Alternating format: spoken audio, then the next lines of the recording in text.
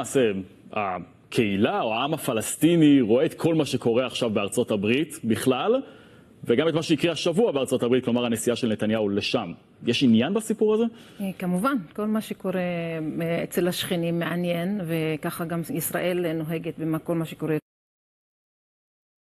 אצל הפלסטינים, אבל אני חושבת שיש הקלה מסוימת בחברה הפלסטינית, כי ביידן היה בחודשים האחרונים תומך נלהב בלתי מעורער לישראל במלחמה נגד עזה, והוא גם החימוש, הוא לא היה, הוא איבד בקרב הפלסטינים את המעמד של המתווך, ההוגן, מזמן, כאילו אנחנו יודעים, אבל במלחמה הזאת ביידן נקט צד ועל אמת עד הסוף.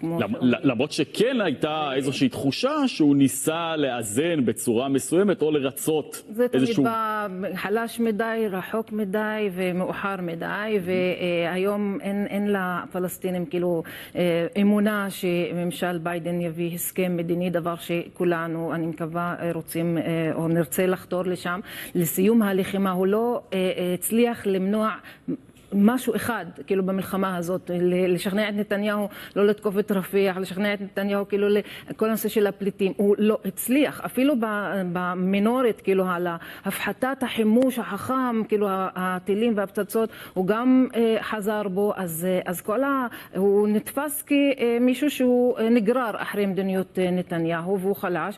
אני לא חושבת שקמילה הריסון או הממשל הבא יתאבד על הציונות שלו כמו ביידן, אבל עדיין יש תחושה שעברנו את טראמפ, עברנו את ביידן, וההמשך יבוא. ולפלסטינים התרגלו.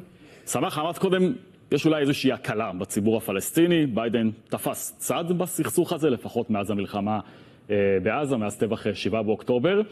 מצד שני, אתה יודע, מה זה הקלה? יכול להיות שבסופו של דבר הנשיא הבא של ארצות הברית יהיה גרוע מבחינת הפלסטינים פי כמה מביידן. יותר גרוע מטראמפ לא ראו הפלסטינים, והם שרדו קדנציה שלמה של טראמפ בשיא עוצמתו, עם עסקת המאה, עם השלום עם הערבים הלא נכונים במזרח התיכון, שהוא בישל לישראל, ולא עם הפלסטינים, עם האמירויות ובחריין, ובישל תבשיל ככה עם סעודיה שלא לא צלח.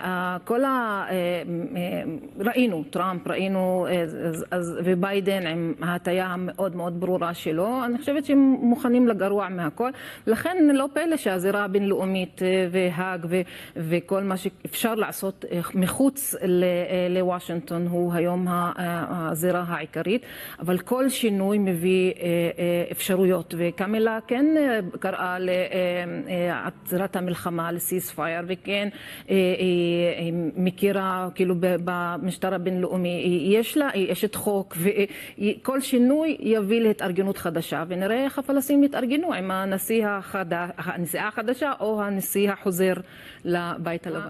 אני חושבת שקמילה היא אשת ארצות הברית, אין לה הרבה ידע וניסיון מוכח בהצלחות גדולות מעבר לים, ואני חושבת שכולנו הרבה פעמים מרגישים שזה סביבנו, סביב האזור הזה. הבחירות בארצות הברית, אני מסכימה עם מה שנאמר כאן, זה מה שקורה בתוך ארצות הברית, ולשם יש לה זירות שהיא כן יודעת לפעול. אל תשכח את העניין המגדרי, הוא מאוד מאוד חשוב, כן. יש סיכוי, אם תמכור את התקווה הזאת של הנשיאה הראשונה, בת מיעוטים, נשואה ליהודי, כל הקומביניישנס שהאמריקאים יודעים לבנות מהם סרט הוליוודי טוב, יש לה את זה, ותלוי בקמפיין שהיא כן. תנהל נגד מי שמספק הרבה חומר עסיסי לקמפיין לוהט, אז it's up to her, מה שנקרא.